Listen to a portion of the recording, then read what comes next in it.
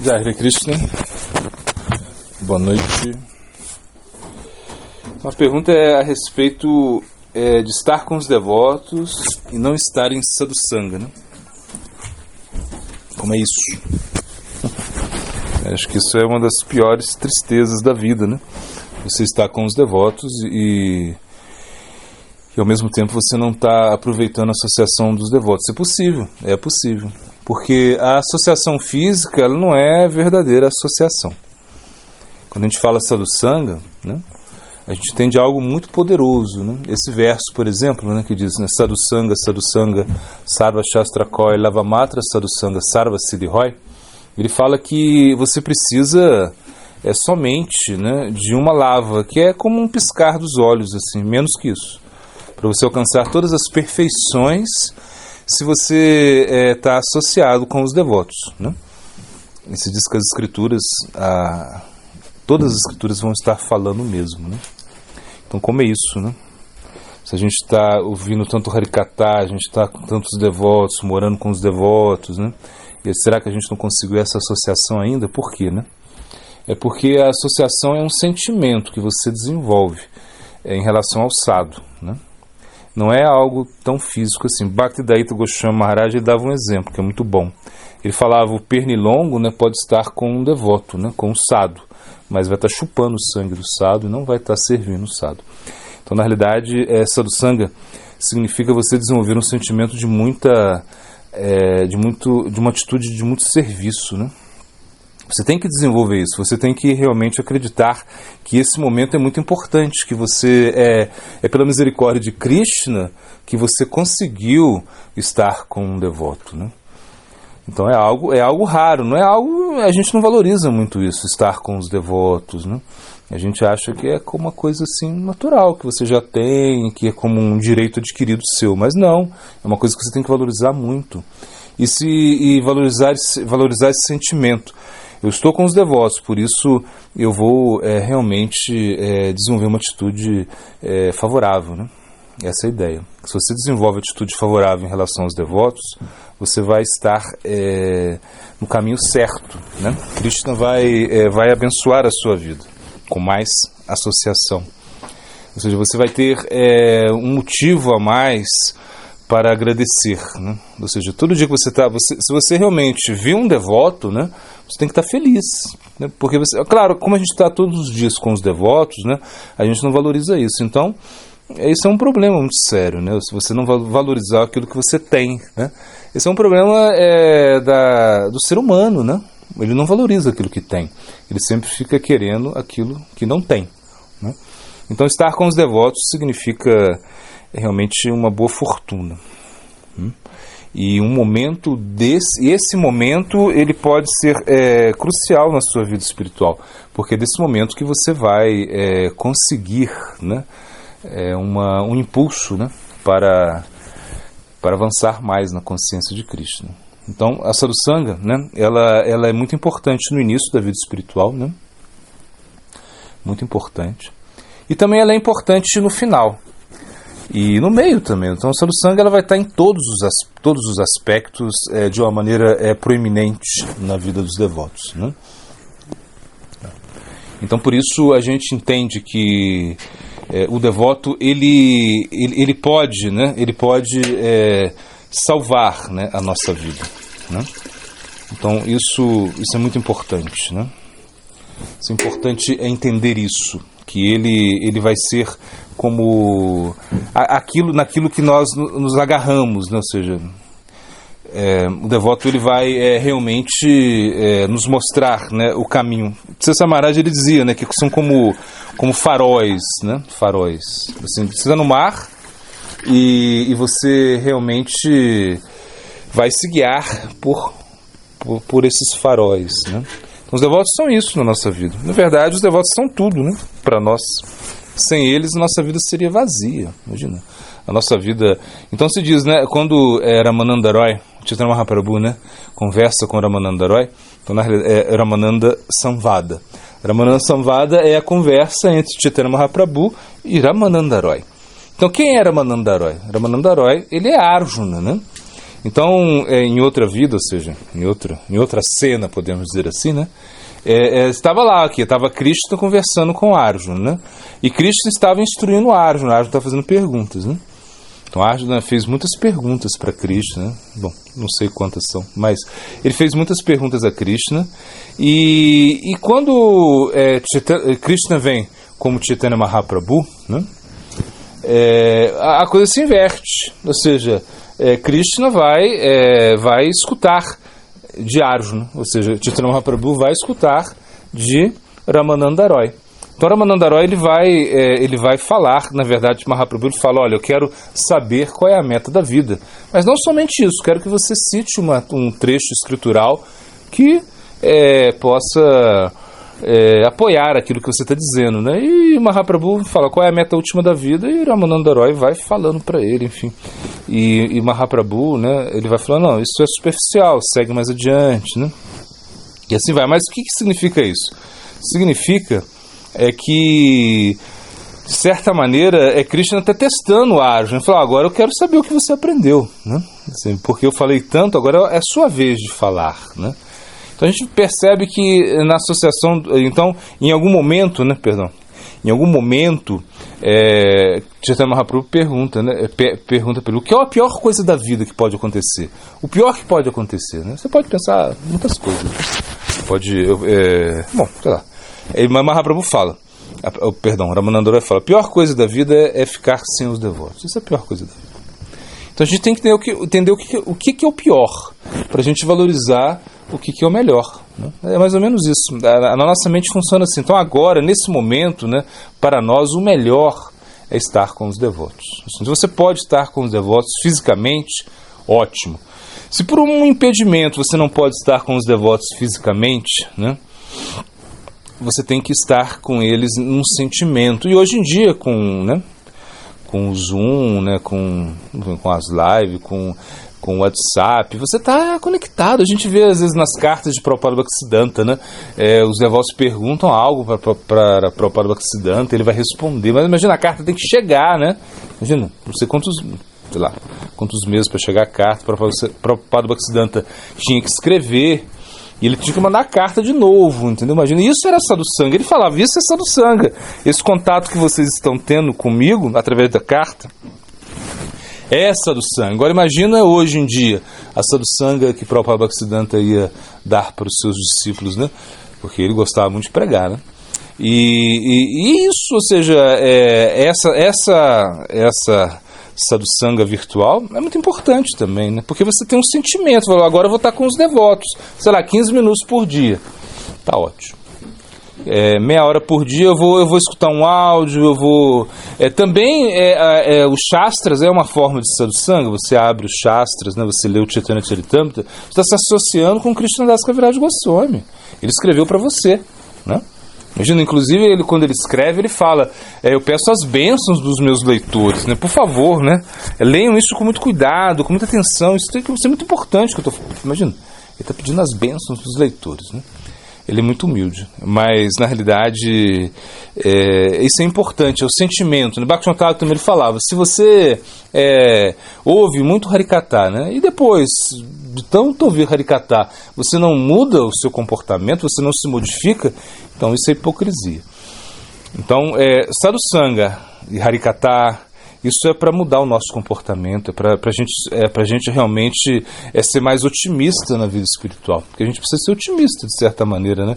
Um otimismo que você realmente vai melhorar, que você vai...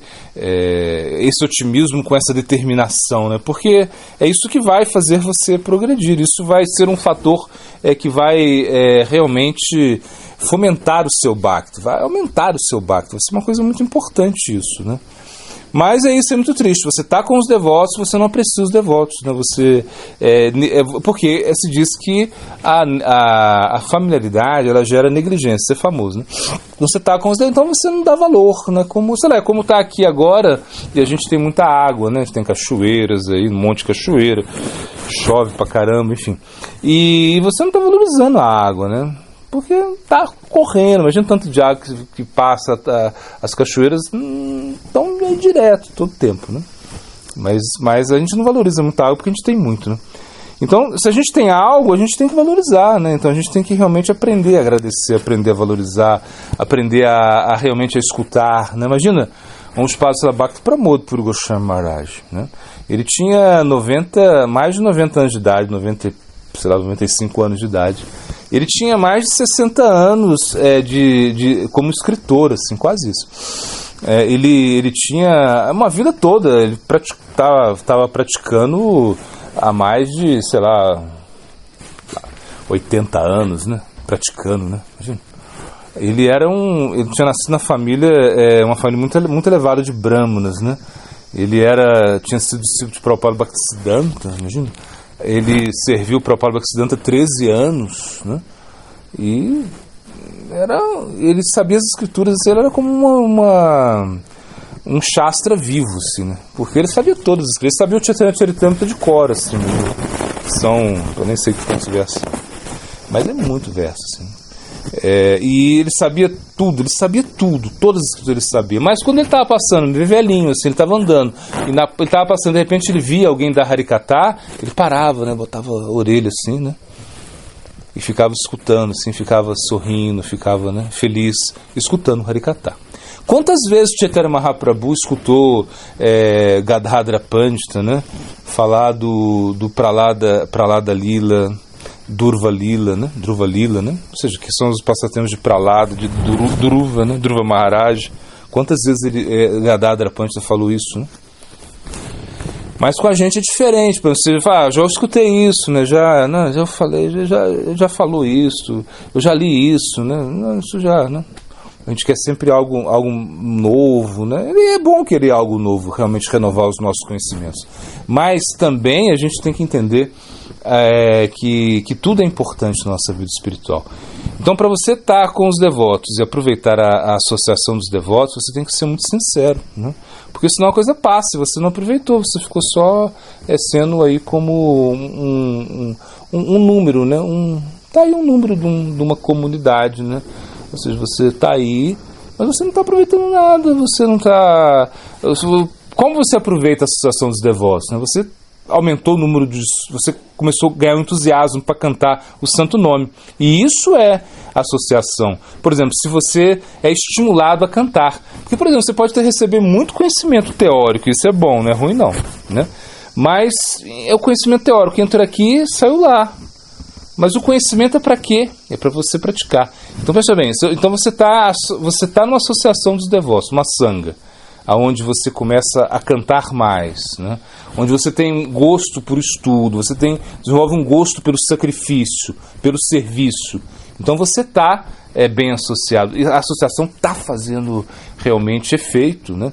Porque não é uma coisa só teórica, né? Não, estou com os devotos, né? Agora eu vou aprender sobre Sambandha Gyana, agora eu vou aprender Ramananda Samvada, vou aprender os versos que Ramananda fala para Chaitanya Mahaprabhu, coisas assim. Isso é bom, mas não vai adiantar nada se você realmente não melhora a qualidade do seu canto.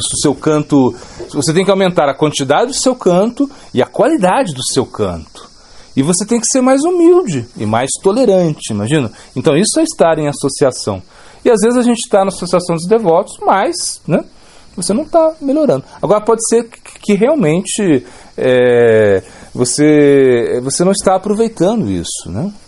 Porque se você realmente está na associação de um devoto, né, de um sadhu guru, de um Vaishnava mesmo, né, os sintomas vão ser esse, que você vai ter mais gosto pelo canto do santo nome, você vai ter mais apego pelas práticas espirituais, mais responsabilidade, mais apego em relação à deidade, mais apego em relação ao serviço, você vai ficar preocupado em mudar realmente internamente, você vai ficar preocupado em se situar no mundo, no plano da rendição, você vai estar entusiasmado pelo sacrifício. Então isso é estar na associação dos devotos. Agora, se você está na associação dos devotos e não está desenvolvendo isso, é porque você não está. Você está, mas não está. Você está com o corpo, mas não está com a alma, não está com o coração, né? Porque se você está com a alma, com o coração, você vai experimentar uma mudança radical na sua vida. Porque, na realidade, a associação com os devotos significa que você se tornou radical. Né? Você está radical. As pessoas olham para você, não, você está muito radical, menino, que isso? Você só fala de Krishna, você está muito radical, onde você aprendeu isso? Né? Tipo assim, né? Quem está te ensinando esses negócios aí? E você não pensa mais em nada, você não pensa, que isso? Em família, você não pensa mais em nada, só nos devotos, você pensa só em Krishna, que é isso, cara? Você está perdendo o interesse pelo mundo material, você virou muito radical. Você está alienado. Né? É isso que a gente ouve, mas é isso mesmo, né? Porque realmente, uma vez, por exemplo, a gente estava morando, né, no local, e assim, né, praticando bhajan, né, e cantando, estudando, enfim. E aí aconteceu um negócio com o vizinho da frente, assim, que, sei lá, foi uma coisa que a polícia chegou e a polícia veio pegar a minha testemunha, né, porque o cara parecia que era um traficante, um bandido meio perigoso. Bom, não sei. Eu sei que era perto do tempo. E aí ele veio falar comigo, eu falei, ó, seu policial, eu sou muito alienado, né? Eu só penso em Krishna, eu só penso em estudar. Eu nem vi o cara, nem sei o nome dele, nem sabia que existia, né? O policial, nem vou pegar a testemunha dele, né? Porque realmente é isso, assim, a gente claro, você tem que saber um pouco do mundo material, claro, você não vai ficar, né? Mas chega um momento que a gente está meio alienado, assim, né?